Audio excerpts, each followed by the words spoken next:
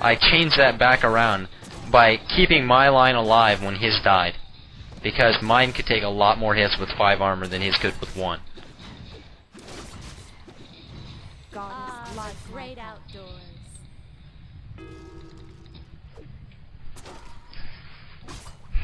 As you can see, both have quite a bit of money again. Both start restocking our forces. The only difference is mine is twice as effective as his. And this is going to kick in even more so because both of us are back down to 1 base. I have both my ultimates at this point. I mean, the game's essentially over at this point. It's just about finishing him off. I knew he had an expansion. I couldn't really find where. I was sure he had an expansion. I realized it when we had that big battle there. He shouldn't have near that many units, and that was kind of a mistake I made. I should have taken out an expansion much earlier and scouted better.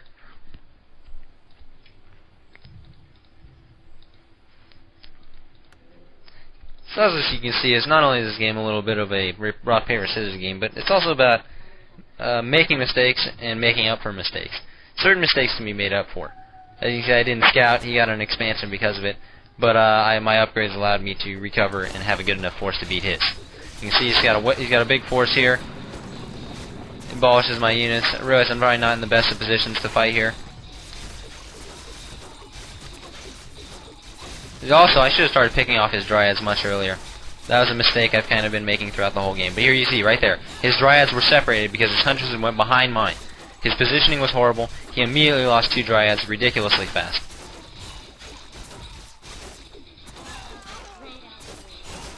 As you can see, and then his hunters are sitting there running around behind my units, not hurting me. People don't realize how important positioning is. My positioning may have been worse at the start, but by changing it and pushing that back onto him, by changing the position of my units, he lost out big time. It's interesting. I think he forgot the upgrade on the ancients there.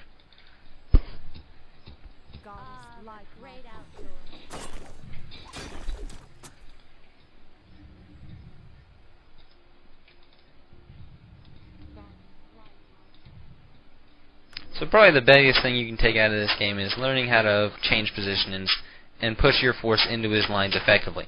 Go in and start the battle, but when you see a weak point, you can jump it and take out all his dryads at once. The whole game he was going after my dryads from the start. Sometimes that was good for him, sometimes that was bad for him. The whole game I sent my units in, they were always doing damage, even if it was to the less effective units. But when I jumped him, he never expected it. He never expected me to do that.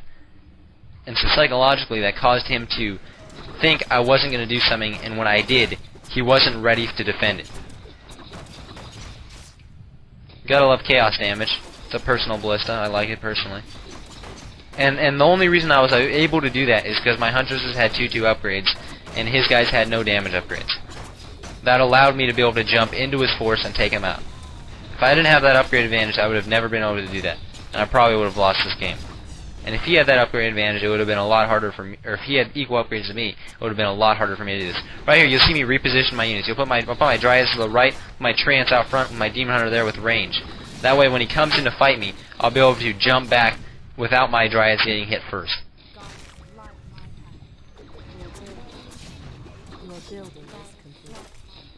Look how fast that demon hunter regenerates.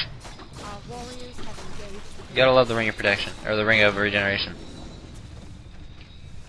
Sadly, I didn't use Tranquility, and I should have gotten it maybe a little bit earlier, because, like, enough mana to use it. Because, he doesn't have Cyclone, you have Tranquility Night versus Night Elf, he's basically lost the game.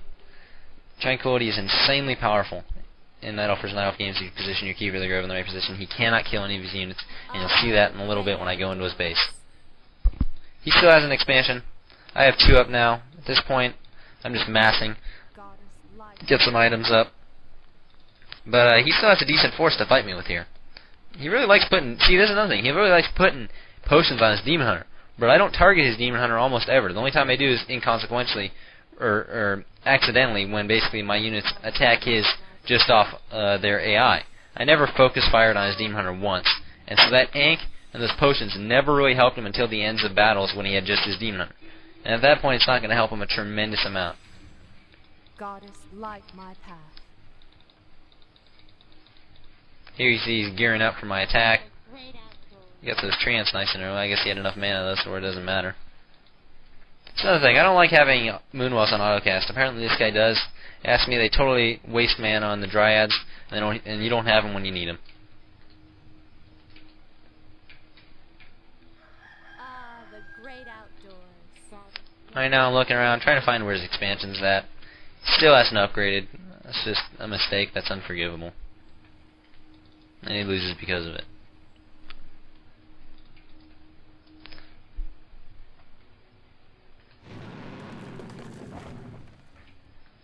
There we go, I find his expansion, he's ready to fight. And, I mean, if you look at it this way, his Dryads are doing 16 to 20 damage to my Huntresses with 5 armor. I mean, that's like 12 damage a hit, that's nothing, they're not even going to hurt me. I mean, 17 to 23, that extra couple damage is quite a bit. It adds up.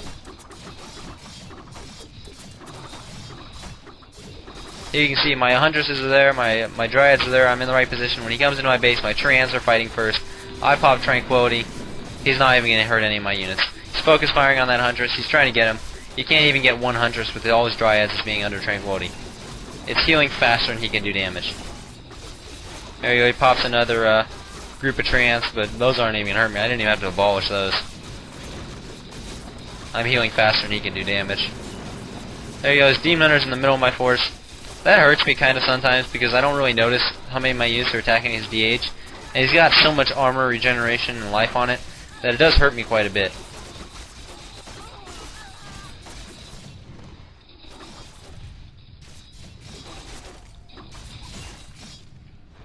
Yep, he never even got to use his Ankh. Whole game, never got to use his Ankh once. That's why I never even realized he had it, because he quits right here. Hope you enjoyed this commentary, hope you learned a few things, and download the next one, I guess.